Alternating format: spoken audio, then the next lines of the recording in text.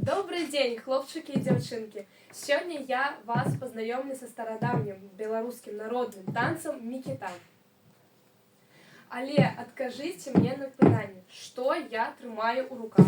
Ухваты граблі. Правильно, гэта ухваты граблі наших прабабуль.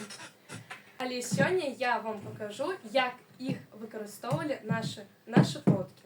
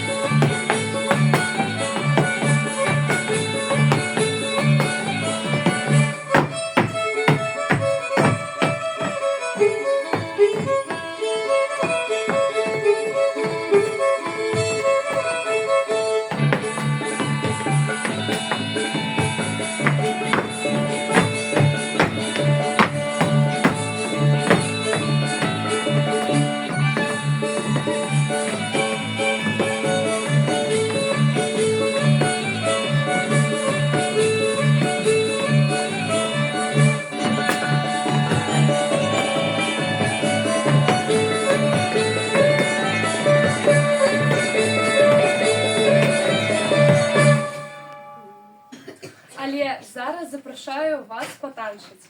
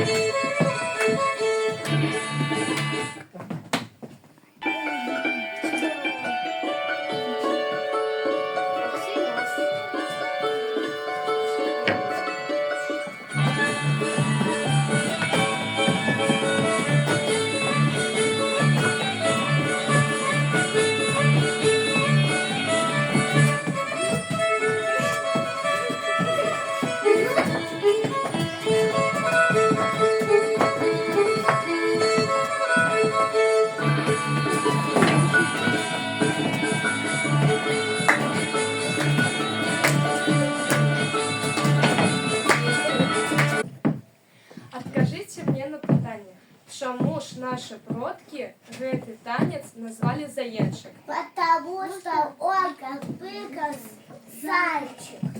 Правильно, бо ён вельмі похожы на скокі зайца. Дзякую вам за гэту магчымасць навучыць вас таму, чаму даведалася сама. Любіце, шануйце сваю гісторыю, традыцыі.